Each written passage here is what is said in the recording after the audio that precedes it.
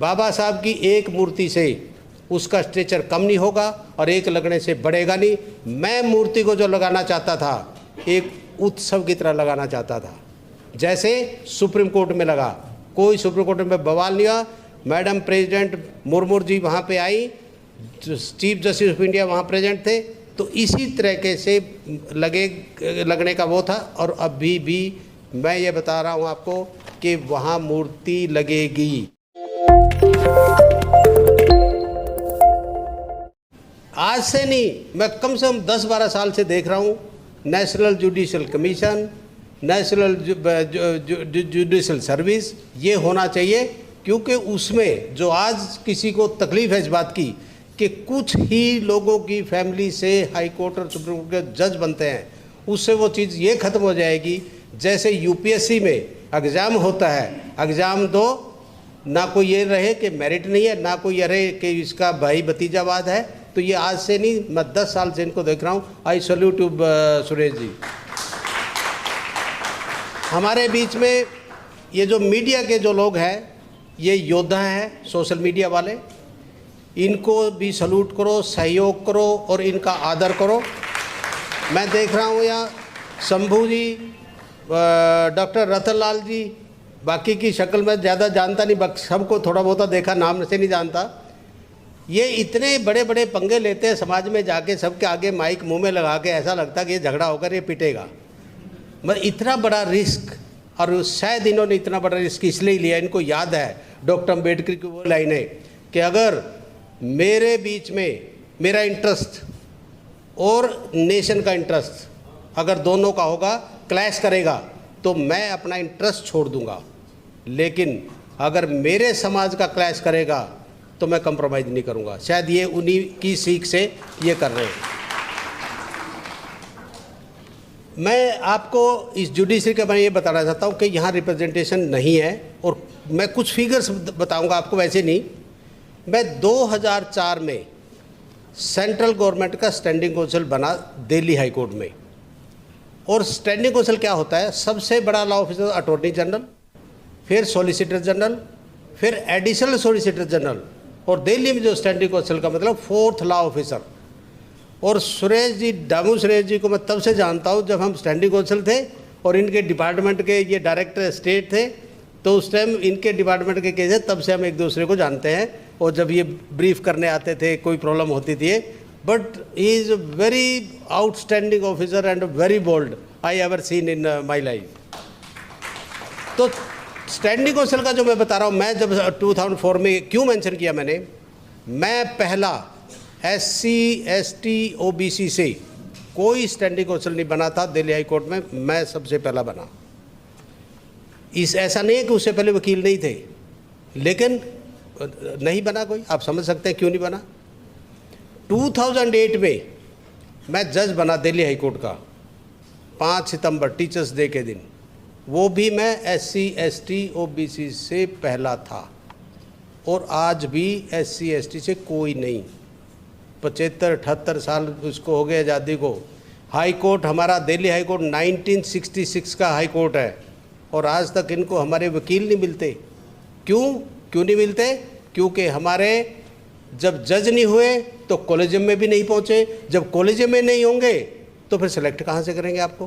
क्योंकि वो अपने करेंगे, आपको थोड़ी करेंगे। तो ये जो चल रहा है, इसके ऊपर आप आज उठाई है, आपने पहले से उठ रही है। और आज ये कॉलेजियम का जो सिस्टम पे जो आपने डिस्कशन किया, ये बहुत अच्छी और बहुत बड़ी पहल है। ये मैं 2010-11 में जज था, जब नेशनल जुडिशल एकेडमी हमारी जो जजेस की है वो है भोपाल में, हम वहाँ गए। टॉपिक क्या था? टॉपिक था कि ये SC ST एट्रोसिटीज़ एक्ट, इसका मिसयूज़ है या नहीं, ये टॉपिक था। उसमें जस्टिस जो मोहन गोपाल डायरेक्टर थे जुडिशल एकेडमी के, अब सीनियर एडवोकेट है वो, प्रोफेसर मोहन गोपाल, उन्होंने जस्टिस के रामास्वामी जी, वो भी आंध्रा के थे, सुप्रीम कोर्ट के जज रिटायर हुए हैं, उनको बुलाना था, लेकिन वो कहीं उनकी व्यस्तता थी। तो उन्होंने मुझे फ़ोन किया, छुट्टियों के दिन थे और हम दीव में थे, दीव के बाद दमन जाना था। तो मोहन गोपाल जी का मेरे पास फ़ोन आता है कि सर टॉपिक ऐसा है, हम उनको बुलाना चाहते थे लेकिन वो नहीं है, अब आपका आना ज़रूरी है। तो मैं फिर छुट्टी वो दमन के बाद दीव के बाद दमन कैंसिल और सीधा भोपाल। क्या था वहाँ पे 45 डिस्ट्रिक्ट जजेस थे जो SC ST एट्रोसिटीज़ के केसेस करते हैं। आप बिलीव करेंगे, मैंने सीधा सा कहा कि आप ये बताइए, सीधा सा, ये मत सोचिए कि मैं ये हाई कोर्ट जज हूँ और आप डिस्ट्रिक्ट कोर्ट के जज हैं, क्या आप समझते हैं कि इसका मिसयूज़ है? 40 लोगों ने पता है क्या कहा कि मिसयूज़, 5 ने कहा नहीं। तो क्यों कहा? मैंने जब पहले से पूछा, मैं सारी नहीं बताऊंगा, मैंने एक एक को टाइम दिया कि 2-2 मिनट दो और अपने एक्सपीरियंस से बताइए। सबसे पहले ने क्या कहा कि सर मेरे पास एक केस आया कि एक टीचर का और डायरेक्टर एजुकेशन के खिलाफ मोलेस्टेशन और कास्ट अब्यूज़ का एलिगेशन है। सर हो नहीं सकते क्योंकि ये अनपढ़ आदमी कर सकता है, पढ़ा लिखा आदमी नहीं कर सकता। तो मैंने उनको एक ही उदाहरण दूंगा आपको भी, जो वहाँ दिया है ऑन रिकॉर्ड है, कोई इधर उधर की बात नहीं। उनको मैंने कहा कि आप नोट कर लो facts and figure. 1973 batch IRS custom centre की सर्विस पहले होती थी, आजकल GST कस्टम्स है, मेरे ब्रदर उसी बैच से थे।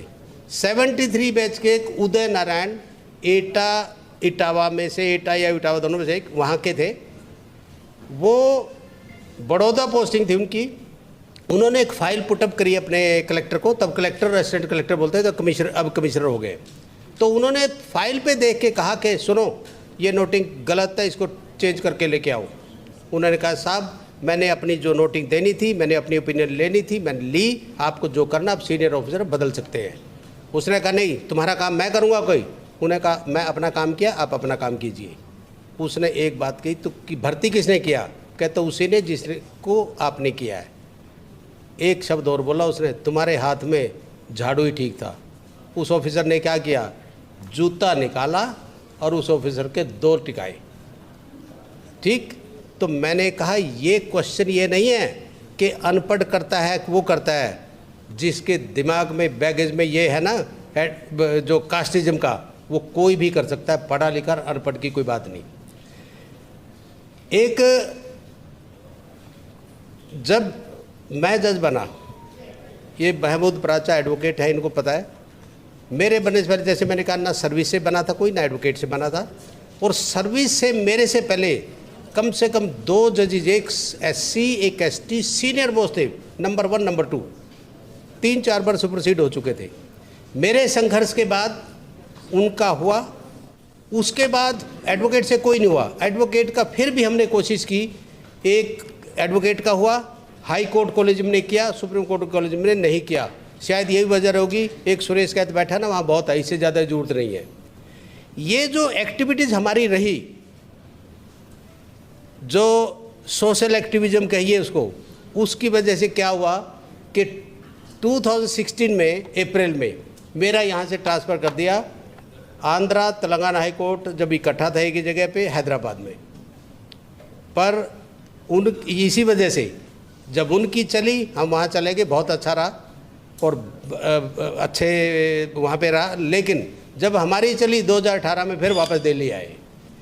तो दिल्ली आने का जब अब एक यूट्यूबर कह रहा था कि ये ना रिटायर होने के बाद बोल रहे, पहले क्यों नहीं बोले? मैं आपको एक बता देना चाहता हूँ, ये बाकियों को बहुत सारों को, वो जो भी यूट्यूब पे आई है, सोशल मीडिया वालों को पता होगा। 25 नवंबर कॉन्स्टिट्यूशन डे सेलिब्रेट कर रहे थे विज्ञान भवन में। रामनाथ कोविंद जी चीफ गेस्ट थे और हनुमंत थप्पा जी जो SC ST के चेयरमैन थे पहले, वो प्रेजाइड ओवर कर रहे थे। करना जस्टिस KG बालाकृष्ण साहब ने था, वो US में वो कोई 24 आवर लेट हुए तो वो थे। तो मैं एज स्पीकर नहीं गया, मैं सिचुएशन में फंसा था। लेकिन उस सिचुएशन में मैं 2 चीज़ें आपको वो बताना चाहता हूँ। ये सब बैठे हैं और सब पार्टी के जो मेंबर पार्लियामेंट प्रतिनिधि सब बैठे हैं और SC ST BC के बैठे हैं सब। एक याद रखो सब के सब, कोई किसी कास्ट का हो, एक तो याद रखना सिर्फ 3 कास्ट को छोड़ के, ब्राह्मण, राजपूत और बनिया को छोड़ के सारे शूद्र हैं। इसको एक मान के चल के और उसके बाद बात करना। क्योंकि अब हो क्या रहा है, शूद्र किसको बोलते हैं? दलित को। अरे वो शूद्र नहीं थे। Who are the Shudra? Doctor Ambedkar ने साफ लिखा, क्योंकि वो वर थे outcast, untouchable. Shudras were meant for service according to Manu. जब वो सर्विस क्या, उनकी परछाई से भी प्रॉब्लम थी तो उनसे सर्विस कैसे लेते थे? तो आउटकास्ट थे। एक इस समझ को, तो एक मानो सब अपने आप को, सबके इंटरेस्ट कॉमन है और कॉमन चलोगे तो कोई प्रॉब्लम नहीं। डिवाइड रहोगे तो फिर वो आप देख ही रहे जो रिजल्ट आज है। तो उसमें मैंने विज्ञान में ये भी कहा था, SC ST के 31 जजेस थे उस टाइम जो काउंट किए मैंने, 31। मैं आज की बात कर रहा हूँ, 23 नवंबर 2023 की बात कर रहा हूँ। SC ST टोटल में ना के 31 और BC OBC, BC लगा लो, OBC को तो यहाँ कोई है नहीं हाई कोर्ट में, BC की सारी बात कर रहा हूँ, उसके थे 91। तो 120 और 1100 प्लस हाई कोर्ट के जजेज हैं, तो 15-16% किसके? SC ST OBC। तो वो 20 भी नहीं बनते जो 85% कहते हो। बोल 85 भी एक चैनल है राहुल नागपाल का, तो बोल 85 की 15-16 और बाकी का अब देखो क्या हो रहा है। तो इसको आपको बार बार ये करना पड़ेगा। मैं जुडिशरी की बात कर रहा हूँ, बाकी की बात नहीं कर, बाकी की सब बोल रहे हैं, सब ने अच्छा बोला, सबकी नॉलेज है, मेरे से ज़्यादा नॉलेज, इसलिए मैं उसमें एंटर भी नहीं करना चाहता। अब मैं 25 सितंबर 2024 को मैं चीफ जस्टिस बना मध्य प्रदेश हाई कोर्ट का। सबसे पहले क्या देखा मैंने, जो चीफ जस्टिस का चैम्बर है, बड़ा चैम्बर होता है, सामने फ़ोटो लगी महात्मा गांधी की। हमने देखा कि महात्मा गांधी की लगी अकेले, डॉक्टर अम्बेडकर की तो है नहीं। तो तीन जगह बेंचेज है, जबलपुर, इंदौर और ग्वालियर, तीनों जगह वहाँ अब जाके देख लेना, अम्बेडकर की भी है, दुनिया भर की फ़ोटो जो उतरी है वो भी है, सब जगह लगाई है। मुझे किसी ने रोका मतलब वैसे नहीं, वो तो कोई रोक नहीं सकता था। कहा किसी ने कि भाई अभी तो रुक जा, तेरा टाइम नज़दीक है सुप्रीम कोर्ट जाने का, ज़रा हाथ हल्का रख। हमने कहा भी इसमें हाथ भारी क्या है हमारा? डॉक्टर अम्बेडकर की अगर फ़ोटो नहीं लगेगी वहाँ चैम्बर में, अगर महात्मा गांधी के लिए राष्ट्रपिता जिसको बोलते हैं, तो अम्बेडकर भी मॉडर्न इंडिया का राष्ट्रपिता है, तो उसकी लगेगी। फिर वहाँ क्या था कि सिर्फ उस हाई कोर्ट में जो जुडिशरी के एग्ज़ाम देते हैं, एंट्री लेवल सब जज को, मजिस्ट्रेट को, उसके लिए एक कंडीशन थी। प्लीज़ सुनने वाली बात है सबके लिए, बातें बीच में थोड़ी सी आ रही हैं, वो थोड़ा बंद। उसमें कंडीशन क्या थी कि आपके या तो 70% लॉ में हो, 70%, कितने लोगों के 70% हाथ खड़े करिए जरा, कुछों को छोड़ के, या तो 70% लॉ में हो या 3 साल की प्रैक्टिस हो। तो वो हमने ख़त्म किया, क्योंकि 70% प्राइवेट यूनिवर्सिटी देती है, सिर्फ सरकारी यूनिवर्सिटी से नहीं आता 70%। तो वो इसलिए कि जो गरीब है वो तो 3 साल बाद अपीयर हो इसमें जुडिशरी में, और बाकी जिन पे पैसा है प्राइवेट यूनिवर्सिटी से 70% 80% लेके वो उससे पहले अपीयर हो, पहले सर्विस में आ जाए। उसको हमने वहाँ पे ख़त्म किया जाके। रजिस्ट्री सेक्रेटेरिएट जो इसका चीफ जस्टिस का होता है, रजिस्ट्री मिस्टर प्राचा समझते और जितने एडवोकेट हैं वो समझते हैं। रजिस्ट्री में मेरे जाने से पहले कोई भी, मध्य प्रदेश 56 का हाई कोर्ट है, 1956 का, दिल्ली से भी 10 साल पुराना, एक भी रजिस्ट्री में ऑफिसर SC ST BC का एक नहीं था। मैंने सबके किया, SC का भी किया, ST का भी किया और BC का भी किया।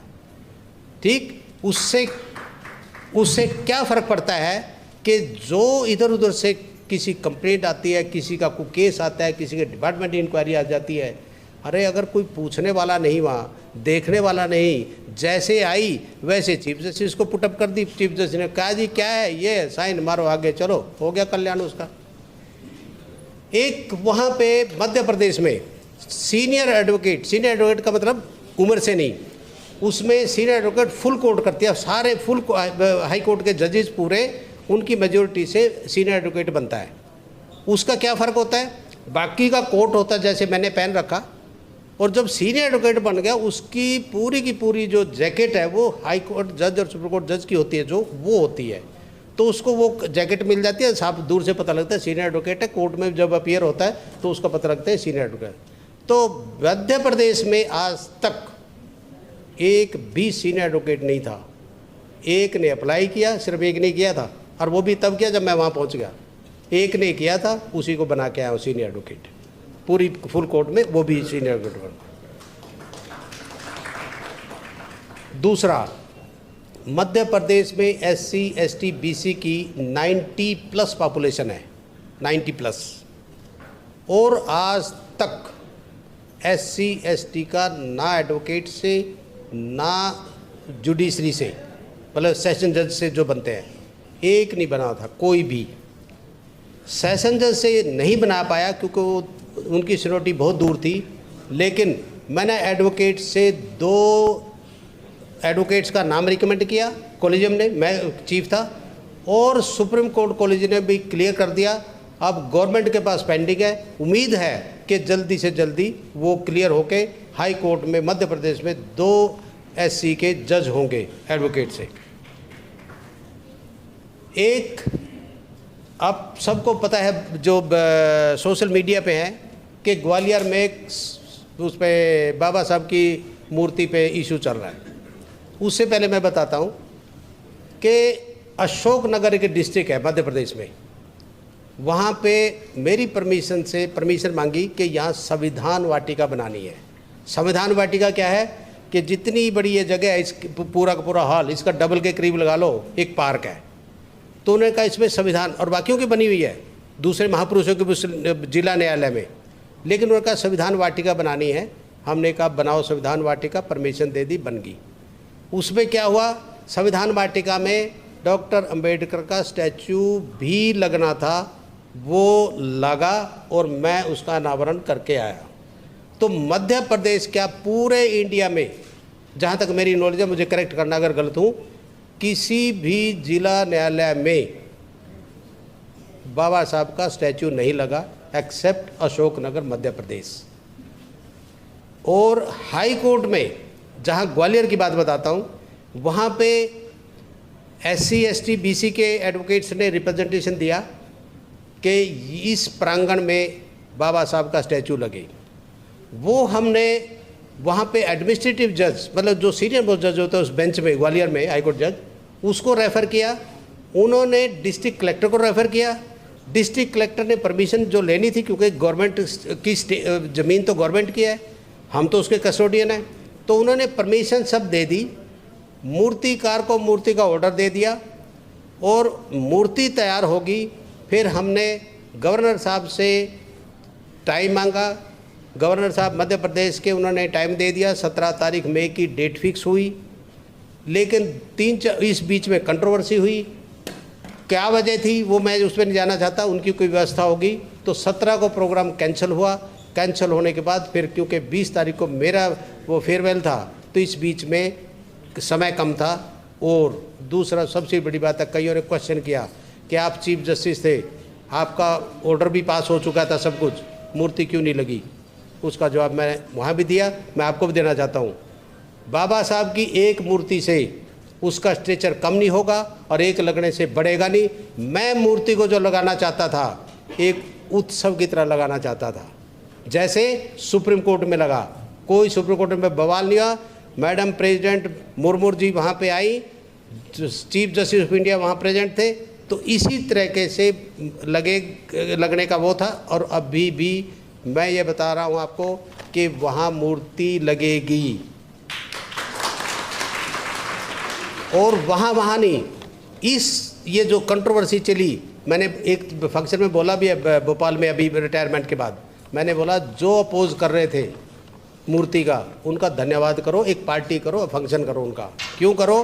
क्योंकि जब बवाल मचा पूरे देश में, तो कर्नाटका हाई कोर्ट ने, फुल कोर्ट ने रेजुलेशन पास किया कि बाबा साहब की फ़ोटो हर डिस्ट्रिक्ट कोर्ट के हाल में, हर कोर्ट में और हाई कोर्ट के हर हाल में बाबा साहब की मूर्ति लगेगी।